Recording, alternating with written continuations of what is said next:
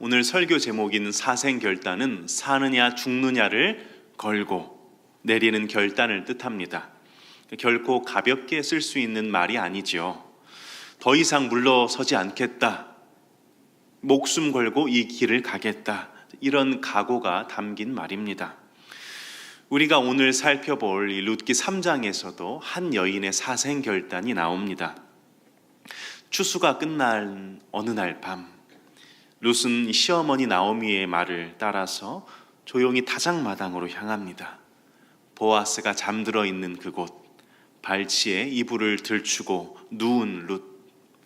그 밤은 축복의 현장이 될 수도 있었지만 이 계획이 조금만 틀어졌다면 평생 씻을 수 없는 오해와 상처가 될 수도 있는 위험한 자리였습니다.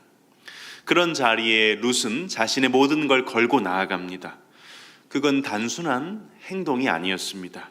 죽을 각오로, 믿음으로 드러난 사생결단이었습니다.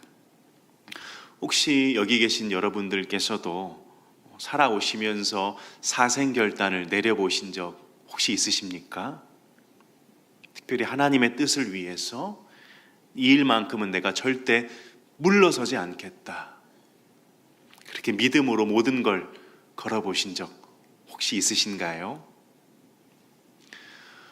오늘 말씀을 통해서 룻이 보여준 이 사생결단의 믿음이 우리 안에서도 새롭게 시작되기를 간절히 소망하고 또 축복합니다. 우리 1절 말씀을 보면요, 1절에 나오미가 룻에게 이렇게 말합니다. 내가 너를 위하여 안식할 곳을 구하여 너를 복되게 하여야 하지 않겠느냐. 지금 나오미가 누구를 위하고 있습니까? 네, 룻을 위하고 있죠. 룻을 위하여, 룻을 복되게 하기 위해서 한 일을 계획하고 있는 겁니다. 사실 나오미는 지금 룻을 생각하고 배려해 줄 수 있는 그런 처지가 아닙니다. 왜냐하면 당장 자기 앞가림조차 쉽지 않은 상황이거든요. 미래는 불확실하고 생계는 막막하며 희망조차 손에 잡히지 않는 그런 상황입니다. 그런데도 나오미는 지금 자기의 삶을 먼저 생각하고 있지 않아요. 나의 고통에만, 남편과 두 아들을 잃은 그 고통에만 몰두하고 있지 않고 며느리 룻의 미래를 먼저 생각하고 있습니다. 내가 너를 복되게 해야 되지 않겠느냐, 네가 나를 복되게 해야 되지 않겠느냐, 이게 아니고 내가 너를 복되게 해야 되지 않겠느냐. 이게 바로 성경이 말하는 진짜 사랑입니다. 나의 처지를 내려놓고 누군가를 복되게 하기 위해서 나를 내어주는 사랑, 그 사랑입니다. 이게 요즘 시대와는 참 다른 모습이죠. 오늘날은 자기 자신에게 너무 많은 초점을 맞추고 살아갑니다. 나의 감정, 나의 필요, 나의 권리. 그래서 사랑조차도 나한테 이게 유익하냐, 내 감정을 만족시키느냐, 이걸 가지고 그 사랑을 평가해요. 가정 안에서도 그러하죠. 많은 부부들이 이제 다투고 할 때에 하는 단골 멘트가 이런 거잖아요. 당신이 나한테 뭘 해줬는데. 이게 내가 한 것들 따지죠. 나는 이만큼 했는데 당신은 나한테 해준 게 뭐가 있는데. 이게 언제부턴가 우리는 사랑을 거래로 바꾸어 버렸습니다. 이 이기적인 사랑은 결국 관계를 소모품처럼 만들고요, 끝내 이 관계를 파괴하게 됩니다. 더 나아가 이 시대는 피해의식과 자기 연민이 가득한 시대예요. 그러니까 이것도 자기 상처에 몰두하다 보니까 어느새 다른 사람과의 건강한 관계가 어려워집니다. 성경은 이런 피해의식과 자기 연민을 경계합니다. 왜냐하면 그것은 때로 가장 깊은 그 교만의 또 다른 형태가 될 수 있기 때문입니다. 겉보기에는 참 겸손하고 또 약해 보이지만 실제로는 누구도 내 마음을 모른다고 단정짓고 나를 고립시키고, 그렇게 하면 이 사랑과 섬김의 자리에서 벗어나게 만드는 것이 될 수 있기 때문에 그렇습니다. 하지만 성경이 말하는 진짜 사랑은 정반대의 모습이에요. 오늘 나오미처럼, 룻처럼 자기보다 상대를 먼저 생각하고 상대가 복되게 하기를 위해서 나를 내어주고 드리는 사랑, 그 사랑이 바로 이 세대를 살리는 유일한 길이라는 걸 우리는 오늘 룻기서를 통해서 배우게 됩니다. 사랑하는 여러분, 이 시대가 혼란스럽고 어두울수록 우리에게 필요한 건 더 큰 소리도 더 강한 주장도 아닙니다. 바로 이 작지만 묵직한 이 사랑, 자기 희생을 감수하며 누군가를 복되게 하기 위해서 움직이는 그 사랑입니다. 그 사랑이 바로 오늘 우리에게 주어진 사명입니다. 그 사랑을 해내시기를 주님의 이름으로 축복합니다. 나오미는 룻을 위해서 어떤 일을 했지요? 내가 너를 위해 안식할 곳을 구하기 원한다, 이렇게 말하고 있어요. 1절에 보면요, 여기 안식할 곳이라는 표현은 이 거주지, 단순한 거주할 곳, 거주지를 넘어서는 표현입니다. 그래서 안정과 보호, 어떤 미래가 보장되는 그런 자리를 뜻하는 말입니다. 그러니까 이런 말이에요. 지금 나오미는 룻에게 네가 더 이상 이삭을 주어서 하루하루 연명하는 그런 불안한 일상이 아니라 이제는 진정한 쉼과 회복의 자리로 나아가기를 원한다, 이런 말을 며느리에게 하고 있는 겁니다. 그리고는 룻에게 이 중요한 사항을 이제 하나 이야기하는데요, 이 말은 즉흥적인 계획이 아니었어요. 룻이 보아스의 밭에 나간 지 적어도 6주에서 7주가 지난 상황입니다. 보리와 밀 추수가 모두 마무리되는 그 시간 동안 나오미와 룻은 보아스를 지켜봤습니다.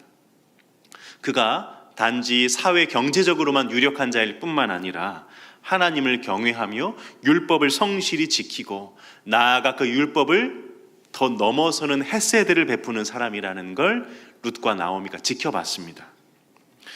룻이 보아스의 밭으로 인도된 건 결코 우연이 아니라 하나님의 손길이었음을 나오미와 룻 두 여인은 확신했을 것이고요, 이 2달여 시간 동안 룻과 나오미가 계속 이렇게 기도하지 않았을까요? 하나님이 보아스의 밭으로 인도해 주셨음을 믿습니다. 하나님, 이제 보아스가 우리의 기업을 무르는 자가 되게 해주십시오. 우리의 땅도 다시 찾게 해주시고 또 룻을 통하여서 대가 이어질 수 있도록 하나님 도와주세요. 이렇게 6주에서 7주 추수가 끝날 때까지 이 기도하지 않았을까요? 그리고 이제 기도의 시간이 끝나고 결단의 시간이 다가온 겁니다. 이제는 행동을 해야 될 때입니다. 그런데 이 룻기를 읽어보시면서 좀 이런 생각해 보신 적 없으세요? 좀 보아스가 좀 먼저 나서줬으면 안 되나? 이 6주, 7주의 시간 동안. 왜냐하면 뒤에 보면 보아스가 알고 있거든요. 내가 기업 물을 자가 될 수 있다는 걸 알고 있습니다. 그러면 좀 먼저 나서줄 수는 없었을까? 당시에 보아스가 더 힘도 있었고 또 남자였고 권력도 있었고 하니까 그렇게 하는 게 더 부드럽거나 좀 자연스럽지 않을까? 왜 안 했을까? 좀 이런 생각 해보신 적 없으세요?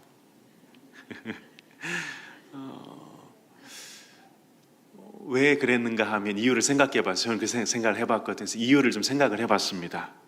먼저는 더 가까운 친족이 있었거든요. 그러니까 본인도 기업 물을 자가 될 수 있는 후보는 맞지만 더 앞에 후보가, 더 먼저 후보가 있는 거예요. 그래서 4장에 보면 보아스보다 더 가까운 친족이 있다는 걸 보아스가 알고 있었습니다. 더 가까운 사람이 있는데 내가 나서게 되면 그건 또 어려운 일이거든요. 그럼 그 사람의 기회를 빼앗게 되는 그런 일이 되는 거예요. 그러니까 보아스 또한 어떻게 보면 기다린 겁니다. 또 두 번째로 시기적으로도 적절하지 않았어요. 지금은 이제 추수할 때 만난 거잖아요, 룻을요. 추수할 때에는 유대인들은 결혼하지 않았습니다. 왜냐하면 가장 바쁜 때이거든요. 그리고 구약 시대의 이스라엘 사회를 생각해 보면, 결혼식을 생각을 해보면 우리처럼 반나절에 끝나는 그런 행사가 아니었어요. 그런 시기요. 적어도 한 주는 가야, 일주일 동안 잔치가 벌어지는 그런 풍습이었거든요. 그렇기 때문에 추수 때 결혼을 하지 않았습니다. 그래서 그런 이유에서 또한 보아스는 기다렸을 거예요. 나오미와 룻 또한 기도하며 때를 기다렸을 겁니다. 속이 타들어가지만 2달 가까운 시간 동안에 주님께서 이렇게 보아스를 만나게 하셨고 알게 하셨으니까 하나님이 친히 일해 주십시오 하고 기도했을 거예요. 그리고 이제 추수가 끝나가는데 추수가 끝나면 이제 룻이 다시 보아스를 만나는 게 어려워질 수 있습니다. 왜냐하면 이 주울 이삭이 없거든요. 그럼 그 밭에 나갈 필요가 없어지는 거예요. 또 지금 보아스도 추수 때이기 때문에 주인이니까 나와 보는 거거든요. 이 밭은 성 밖에 있는 데입니다. 한참 걸어 나와야 되는 데인데 추수가 끝나면 보아스도 이제 이 밭에 안 나옵니다. 그러니까 이제 못 만나는 거예요. 그런 상황에서 나오미가 한 가지를 제안하는 겁니다. 룻, 오늘 밤에 보아스가 타작마당에서 곡식을 까불고 그곳에서 쉴 거다. 네가 몰래 들어가서 그 발치 이불을 들추고 거기 누워 있어라. 이 말을 며느리의 입장에서 한번 생각해 보십시오. 며느리인데 시어머니가 이렇게 얘기하는 거예요. 너 오늘 밤에 가서 보아스가 자고 있을 거니까 이 잔치의 기쁨을 누리고 자고 있을 건데 그 발 밑에 가서 누워 있어라. 이렇게 얘기하는 거예요.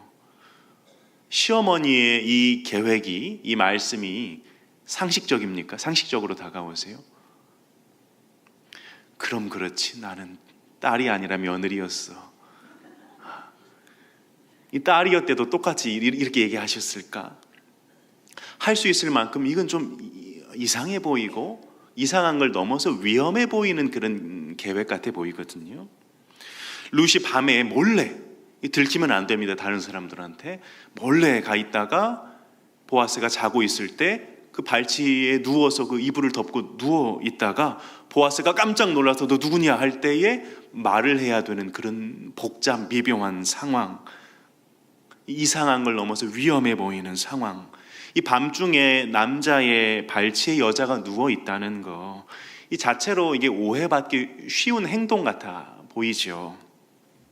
잘못하면 보아스가 룻의 의도를 오해해서 룻을 음란한 여자다, 모압에서 이방 여인이 하나 왔는데 나를 유혹하러 들었다, 이렇게 고발이라도 한다면, 고발하지 않고 소문이라도 낸다면 그 좁은 마을에서 룻이 더 이상 살기는 어려워질 거예요. 혹은 룻을 범하고 그녀에게 상처만 줄 수도 있지 않을까요? 그런데 만약에 보아스가 진정으로 경건하고 지혜로운 사람이며 룻을 사랑한다면 룻의 이 의도를 정확하게 파악하고 정식적으로 절차를 밟아서 그녀를 아내로 삼고 엘리멜렉의 그 기업 물을 자가 되어준다면 참 고마운 일이겠지요. 나오미는 이 마지막 이 선택지를 생각을 하면서 이 선택이 이루어지기를 참 바라면서 밤중에 장막에 혼자 있을 보아스에게 룻을 보냈을 거라고 생각되어집니다. 그럼에도 이 방법밖에는 없었을까? 좀 이렇게 보면서요, 그냥 이런 생각을 또 해봤어요. 대낮에 그냥 찾아가면 안 되나? 룻과 나오미 이렇게 좀 위험하고 무슨 이렇게 어려운 이런 상황 말고 룻하고 나오미가 손잡고 둘이 이제 추수 끝났으니까 보아스를 찾아가서 좀 우리의 기업을 물려주십시오, 이렇게 했으면 안 될까? 이 방법밖에는 없었을까? 하는 생각을 또 해봤어요. 많이 묵상을 해보고 자료들을 좀 보고 하면서 알게 됐습니다. 아, 이것도 방법이 없었겠구나. 왜냐하면 지금 같으면, 우리 시대 지금 같으면 가능합니다. 나오미와 룻이 찾아가면 돼요. 이 당시 문화는 그게 불가능할 때입니다. 남녀가 절대적으로 평등하지 않았던 시대거든요. 만약 집에 남자가 있었다면, 룻에게 아빠가 있었다든지 오빠가 있었다든지 뭐 그렇게 하면 가능합니다. 그런데 나오미와 룻에게는 그 일을 대신해 줄 수 있는 남자가 없어요, 집에. 당시에는 남녀가 절대 독대하지 않았습니다. 직계 가족이 아닌 이상 독대하는 일이 없었어요. 그러니까 나오미와 룻도 보아스를 찾아가 만날 수가 없는 겁니다. 많이 양보해서, 그래도 나오미하고 이 보아스는 먼 그래도 친척일 수 있으니까, 엘리멜렉의 친족이니까 많이 양보해서 나오미와 보아스가 만났다고 가정을 해본다 하더라도 이 룻의 이야기를 전하기 애매한 부분이 있습니다. 내 며느라기가 룻인데 이 룻을 통해서 대를 이어주세요, 이 말하기에는 애매한 부분이 있어요. 왜냐하면 룻이 자기의 의사를 정확하게 표현해야 되는 그런 게 꼭 필요한 거거든요. 이런 가운데 이제 나오미가 이러한 지시를 했고, 룻이 어떻게 합니까? 내 생각을 접어두고 시어머니의 말씀을 실제로 행동에 옮깁니다. 어머니 말씀하신 대로 내가 하겠습니다. 이 한마디에 룻의 믿음과 신뢰가 담겨 있어요. 룻은 단순히 시어머니의 말을 따른 게 아니라 그 말씀 속에서, 시어머니의 그 말씀 속에서 하나님의 인도하심과 약속을 본 것입니다. 또한 룻도 지난 2달여 기간 동안 보아스를 봐왔잖아요. 그가 함부로 룻을 범하거나 혹은 룻을 모함하거나 그 의도를 오해하지 않을 거라고 생각을 했을 거예요. 오히려 분명히 그가 기업 물을 자가 되어줄 것이다. 그 일을 하나님의 말씀에 따라 지혜롭게 진행해 줄 것이다 생각했을 겁니다. 이렇게 보면 오늘 이 행동은, 나오미와 룻이 하고 있는 이 행동은 하나님께만 의지해서 자신들의 모든 걸 걸고 내린 신앙적인 결단이 됩니다. 우리에게도 이런 순간들이 올 수 있지요. 신앙인으로 살다 보면 오직 하나님만을 믿고 내 모든 걸 던져야 할 때가 한 번쯤은 찾아옵니다. 성경의 인물들을 보면 꼭 그런 순간들을 거치더라고요. 본토 친척 아비의 집을 떠나야만 했던, 믿음으로 선택해야만 했던 아브라함, 보디발 아내의 유혹을 믿음으로 물리치고 오히려 감옥에 갇히게 됐던 요셉, 지팡이 하나만 가지고 바로 앞에 서야 했던 모세, 여리고를 향해서 주님만 신뢰함으로 강하고 담대하게 돌진해야 했던 여호수아, 거인 장수 골리앗 앞에 물맷돌과 지팡이만 가지고 주님을 의지하며 서야 했던 다윗, 죽으면 죽으리라 각오하고 왕 앞에 나아갔던 에스더, 그 외에도 너무나 많지요. 이 성경의 인물들 모두는 오직 하나님만을 믿고 일생일대의 결단을 내린 사람들, 다시 말하면 하나님의 말씀에 자신을 걸었던 사람들이었습니다. 이러한 믿음의 사람들, 그 인생을 걸은 헌신의 사람들을 통해 하나님께서는 구원 역사의 수레바퀴를 돌리며 하나님 나라의 역사를 진행시켜 가신 겁니다. 오늘 우리는 편안함과 안전을 중요하게 여기는 시대에 살고 있습니다. 위험은 되도록 피하고 손해는 보지 않으려 하지요. 하지만 믿음의 사람들은 언제나 안전한 길보다 하나님의 길을 선택했습니다. 그리고 그 길은 종종 나의 모든 것을 걸어야 하는 길이었습니다. 오늘 하나님께서 여러분에게도 동일하게 묻고 계십니다. 너는 나를 믿고 그 길을, 나의 길을 걸을 수 있겠느냐? 때로는 이해되지 않고 때로는 이 세상과 이 상식과 맞아 보이지 않지만 하나님께서 말씀하신 길이라면 우리가 순종함으로 걸어갈 수 있기를 소망합니다. 왜냐하면 그 길은 하나님이 책임져 주시는 길이거든요. 그 길 끝에 하나님께서 준비하신 회복이, 상급이 기다리고 있기 때문입니다. 그 믿음 가지고 오늘 우리도 룻과 같이 믿음의 걸음 걸어갈 수 있기를 간절히 소망합니다.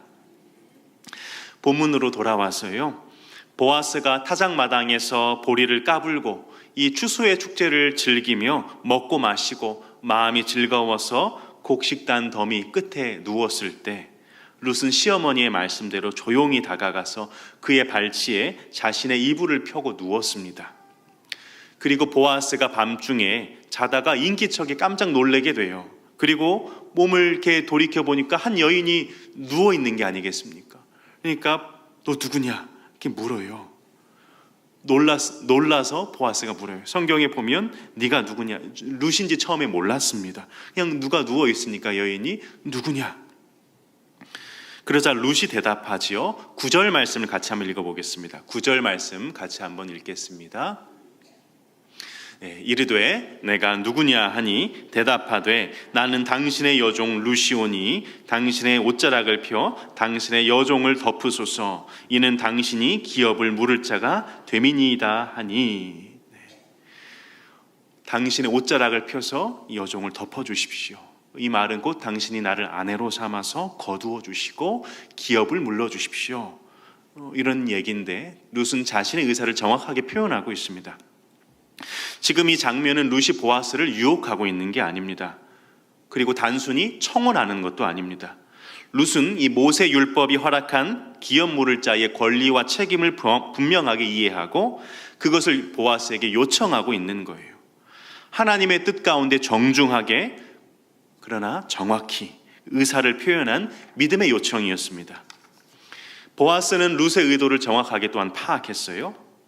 이는 곧 시어머니 나오미를 위한 사랑과 희생의 행동이구나, 헷세드로부터 나온 행동이구나 하는 걸 보아스는 알았습니다.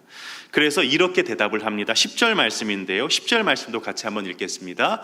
그가 이르되 내 딸아 여호와께서 내게 복 주시기를 원하노라. 내가 가난하건 부하건 젊은 자를 따르지 아니하였으니 내가 베푼 인애가 처음보다 나중이 더하도다. 아멘. 내가 베푼 인애가 처음보다 나중이 더하다 이렇게 말하는데, 여기 나오는 인애라는 단어가 우리가 계속해서 봐왔던 헤세드라는 단어예요. 하나님의 성품을 나타내는 가장 중요한 단어 중에 하나이자 변함없는 그 사랑, 책임지고 하는 그 사랑을 뜻하는 그런 말이죠. 보아스는 지금 이 룻의 행동을 헤세드로 해석하고 있습니다. 그런데 보면 너의 나중 인애가 처음 인애보다 더 낫도다 이렇게 이야기를 하죠. 그러면 이 룻이 나중 인애 말고 이 처음 인애는 뭐였을까요? 처음 베푼 인애보다 나중의 인애가 더하다 이렇게 표현을 하고 있는데, 처음에 베푼 인애 헤세드는 뭐였을까요? 시어머니와 함께 본토 친척을 떠나서 이 땅으로 돌아와 끝까지 시어머니를 버리지 않고 봉양하며 함께하는 것, 그게 룻의 처음 헤세드 인애일 겁니다. 그런데 나중 인애가 더하다 이렇게 얘기하고 있죠. 나중 인애는 무엇인가 하면, 룻은 이때에 나이가 많아야 10대 후반에서 20대 초반 될 나이예요. 적은 나이입니다. 그러니까 충분히 새 출발하고도 남는 그런 나이예요. 그런데 아버지 뻘 되는 보아스와 결혼을 하는 거잖아요. 보아스는 나이가 아주 많습니다. 룻을 처음 보고 뭐라고 말했지요? 내 딸아 이렇게 얘기했거든요. 그 룻과 보아스는 이미 한 세대 이상의 차이가 나는 그런 사이 관계이거든요. 룻도 이왕 결혼한다면 평생 해로할 수 있는 남자를 원하지 않았을까요? 보아스하고 결혼하면요, 또 얼마 있다가 장례를 치르고 또 과부가 될 거예요. 이때는 그렇게 평균 수명이 높지 않을 때거든요. 룻으로서는 어려운 선택을 또 하게 되는 겁니다. 그럼에도 룻은 보아스만 바라봐요. 룻이 다른 남자를 만나서 결혼하면 룻은 행복할 수 있겠지만 나오미에게는 아무런 도움이 되지 않거든요. 나오미는 지금 죽은 남편의 기업을 물러줄 사람을 찾고 있습니다. 룻은 시어머니에 대한 이 충절을 끝까지 지키기를 원했고, 그래서 다른 남자에게는 눈길 한번 주지 않고 오직 보아스만 바라보고 있는 겁니다. 이걸 보아스가 아는 거예요. 그래서 네가 베푼 인애가 헤세드가 나중이 처음보다 더 낫다 이렇게 말을 하고 있는 겁니다. 또한 보아스는 이렇게 말해요. 11절에 네가 현숙한 여자라는 걸 내 성읍 백성이 다 알고 있다, 이런 이야기를 하고 있어요. 우리 여기 계시는 우리 권사님들 또 집사님들 성경을 잘 아시는 분들이니까 한 가지 여쭤보겠습니다. 이 현숙이라는 단어가요, 구약에 2번 나오거든요. 여기에서 한 번 나오고요, 또 한 번 현숙이라는 말이 나오는 성경이 어디일까요? 예, 역시 우리 권사님들이세요. 잠언, 혹시 잠언 몇 장이 나오는지 아세요?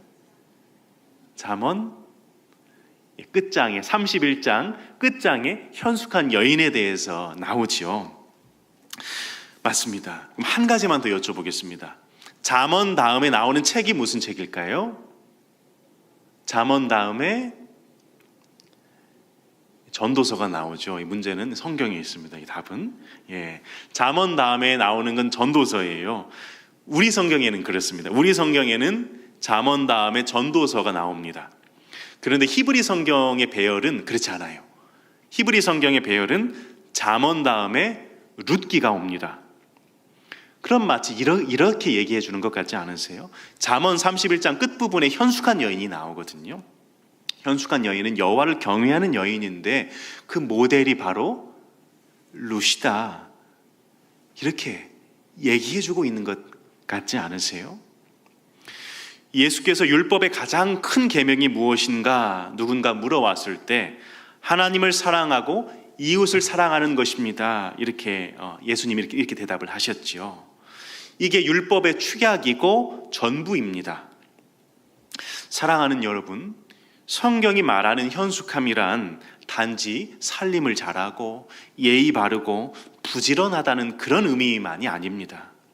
그것은 삶 전체를 통해 드러나는 믿음이고 하나님 사랑과 이웃 사랑으로 살아가는 방향성입니다. 룻이 바로 그런 사람이었거든요. 룻은 먼저 하나님을 사랑했던 여인이에요. 룻은 모압 땅에서 태어났지만 모압의 신들을 사랑하지 않았습니다. 당대에는 그 땅에 태어나면 그 땅의 신을 섬기고 사랑하며 사는 게 당연한 문화입니다. 그런데 그녀는 남편을 통해서 혹은 시어머니와 시아버지를 통해서 여호와 하나님에 대해서 알게 됐고 그분을 믿고 따르기로 결단한 거예요. 그래서 눈에 보이는 그 풍요로운 환경을 따라가지 않고 고향을 내려놓고 친척을 떠나서 믿음으로 이 땅에 내가 하나님의 언약 안에 거하기를 원한다는 그 믿음 가지고 이 땅으로 돌아온 겁니다. 단지 시어머니를 챙기려고 끝까지 하려고 온 게 아니에요. 하나님을 향한 그 사랑의 믿음의 결단이었습니다. 동시에 이웃을 내 몸과 같이 사랑했습니다. 남편이 죽었지만 시어머니 나오미를 끝까지 사랑했어요. 남편이 죽었기 때문에 자녀도 없기 때문에 법적으로는 이제 자유할 수 있었음에도 불구하고 내 몸보다 더 시어머니를 위하고 끝까지 봉양하며 신실함을 지켰습니다. 사랑하는 여러분, 오늘 우리도 그런 삶을 살아내야 하지 않겠습니까? 먼저는 하나님을 정말로 사랑해 보는 거예요. 이 시대는 더 이상 목상이나 석상이나 이런 걸 가지고 이거 하나님이다, 섬겨라 이런 우상은 없습니다. 우리도 그런 건 섬기지 않을 거예요. 대신 더 강력한 신이 있습니다. 바로 맘몬, 재물이라는 신입니다. 세상 모든 사람들이 돈을 쫓아가고 돈이라면 내 건강과 영혼까지도 생명까지도 내놓을 수 있다 말하는 이 세상에서 돈을 따라서 내 생각과 행동이 결정되지 아니하고 하나님과 그 말씀에 따라서 살아내는 삶, 하나님을 사랑하고 하나님의 말씀에 순종하는 삶을 우리도 살아내야 하지 않겠습니까? 내가 조금 손해본다 하더라도 하나님 말씀 앞에 머무르고 하나님이 기뻐하실 길을 선택하는 것, 그게 진짜 현숙함 아닐까요? 또한 내 이웃을 사랑하는 삶, 내 가족, 친구, 지인, 거래처 사람들, 내가 만나는 모든 사람들에게 은혜의 통로가 되어주고, 그래서 사람들이 나를 만나면 위로를 받고 살아나고 다시 꿈을 꾸게 되는 것, 그런 햇새들을 우리가 베풀고 행하며 살아야 하지 않겠습니까? 세상은 말합니다. 너 좋을 대로 해. 네가 먼저야. 하지만 성경은 이렇게 말합니다. 하나님을 사랑하고 내 이웃을 사랑하라. 그게 나오미와 룻이 걸었던 길이고 우리가 따라가야 할 믿음의 길입니다. 오늘 이 말씀 앞에서 다시 한번 우리의 삶을 돌아보고 하나님, 나도 현숙한 신앙인의 길을 걸어가게 해주십시오. 기도하며 나아가는 저와 여러분 되시기를 소망합니다. 마지막으로 12절로 13절 말씀을 보면 보아스는 룻의 진심을 받아들이지만 그러나 분명한 절차를 밟기 원했어요. 왜냐하면 보아스보다 더 가까운 사람이 있었거든요. 그렇기 때문에 순리대로 그 사람에게 가서 먼저 물어보고 선택권을 주고 그 다음에 내가 결정하겠다 이렇게 이야기합니다. 이 나오미가 모압에 오래 살다가 보니 그랬을까요? 언제나 가장 가까운 친족이 기업 물을 자가 되는 것인데 보아스보다 더 가까운 친족이 있었다는 걸 기억하지 못했던 것 같아요.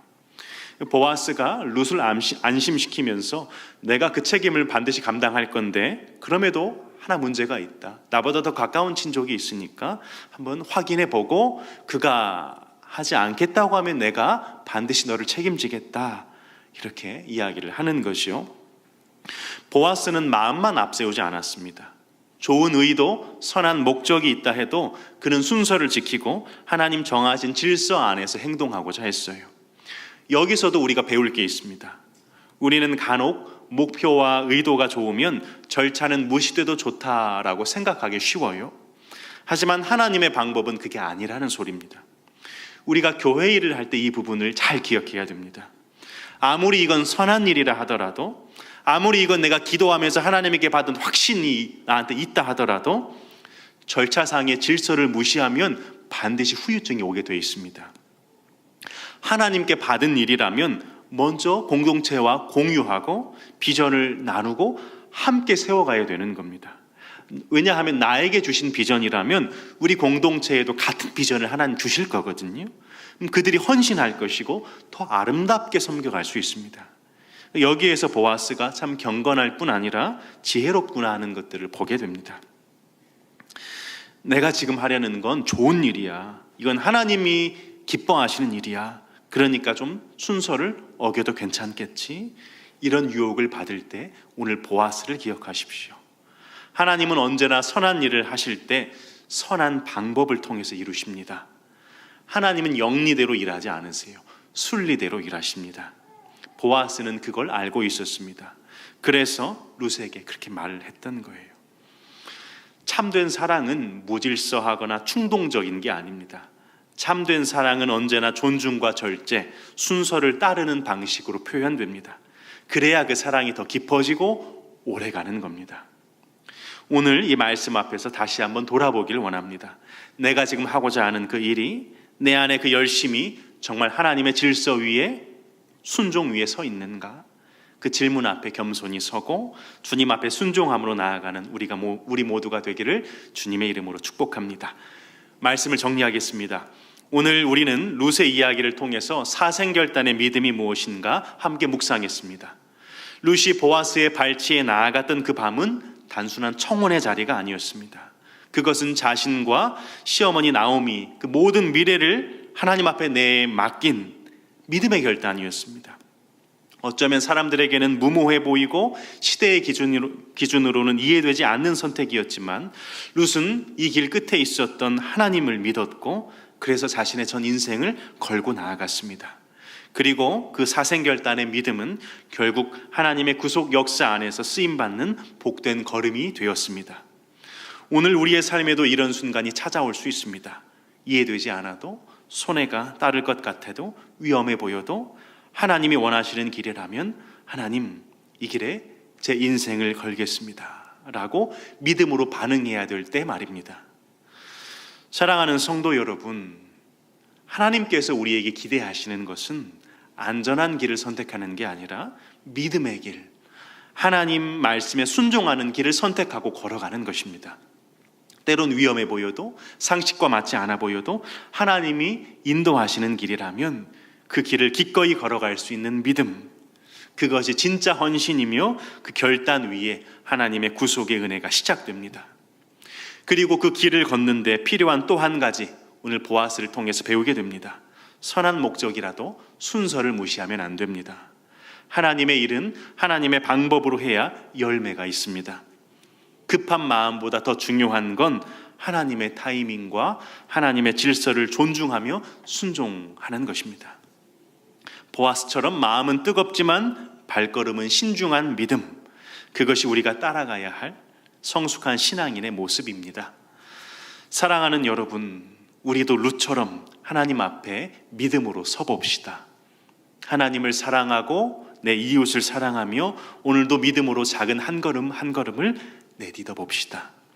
내 계산이 아닌 말씀에 순종하고 나의 안전보다 하나님의 뜻에 반응하는 현숙한 신앙인으로 살아가는 것, 그게 룻이 걸었던 길이고 오늘 우리가 걸어야 할 믿음의 길입니다. 오늘도 그 길 위에 서기를 결단하는 저와 여러분 되시기를 바라고요. 그 길을 통해서 하나님의 회복의 은혜를 경험하는 우리 모두가 되기를 또한 간절히 소망합니다.